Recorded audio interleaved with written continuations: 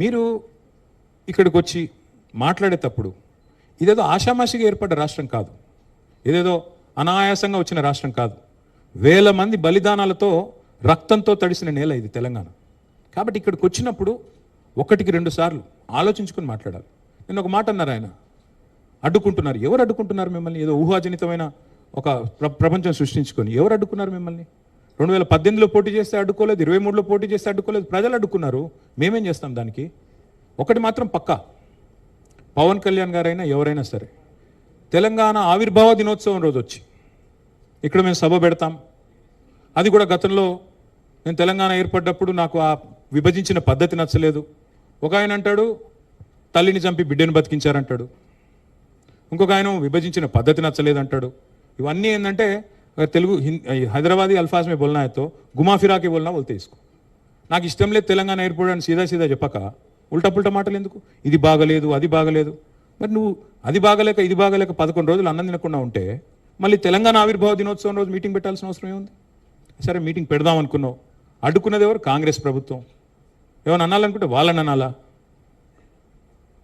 కాబట్టి పవన్ కళ్యాణ్ గారైనా ఎవరైనా ఈ దేశంలో ఎక్కడైనా పోటీ చేయొచ్చు, మాకు అభ్యంతరం లేదు. పోటీ చేశారు కూడా కదా మీరు.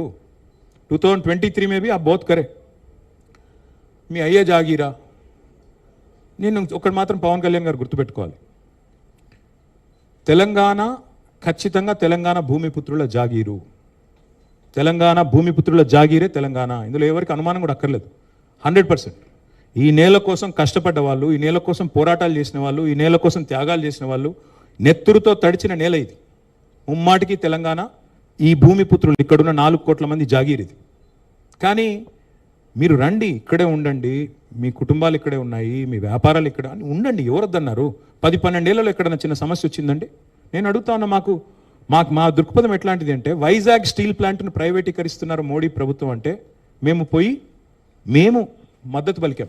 తప్పు ఇది మీరు చేస్తుంది, పబ్లిక్ సెక్టర్ అండర్టేకింగ్స్ని కాపాడాలని రిక్వెస్ట్ చేశాం.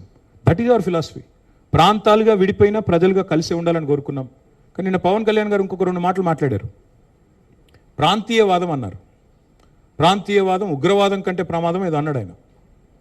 నేను వారికి గుర్తు చేస్తా ఉన్నా, ప్రాంతీయవాదం అంటే మరి పొట్టి శ్రీరాములు గారు 58 రోజుల పాటు ఆత్మ బలిదానం చేసుకున్నారే, పోరాటం చేసి మద్రాస్ ప్రెసిడెన్సీ నుంచి వేర్పడి తెలుగు రాష్ట్రం కావాలి, లింగ్విస్టిక్ బేసిస్గా రాష్ట్రాలు ఏర్పడాలి అనే ఒక ఆకాంక్షతో వారు ఏదైతే పోరాటం చేశారో, లింగ్విస్టిక్ బేసిస్కి వారికి సంబంధం లేదు. మద్రాస్ నుంచి ఆంధ్ర రాష్ట్రం వేరుపడాలని పొట్టి శ్రీరాములు గారు 58 రోజులు నిరాహారదీక్ష చేశారు. అది కూడా ప్రాంతీయవాదం అంటారా? ప్రాంతీయవాదం అంటే నేను ఇంకో ప్రశ్న అడుగుతా ఉన్నా పవన్ కళ్యాణ్ గారిని. మోడీ గారు ఇవాళ ఆయన ప్రాంతం మీద అభిమానంతో, ప్రాంతీయవాదంతో తెలంగాణకు వచ్చిన ఇండస్ట్రీలను కొట్టుకొని పోతా ఉన్నాడు. కేన్స్ అనే పరిశ్రమ ఇక్కడ పెట్టాల్సి ఉంటే, ఇక్కడ ఒప్పందం కుదుర్చుకుంటే మా హయాంలో, మా గవర్నమెంట్లో దాన్ని తీసుకుపోయి గుజరాత్లో పెట్టించారు. మైక్రాన్ అనే సంస్థ ఇక్కడ పెట్టాల్సి ఉంటే, పెట్టుబడి పెట్టేది ఉంటే దాన్ని తీసుకుపోయి గుజరాత్లో పెట్టుకున్నారు. మరి జాతీయవాదం ముసుగులో చేస్తున్న ఈ ఆర్థిక ప్రాంతీయవాదం కరెక్టా? ఏది కరెక్టు?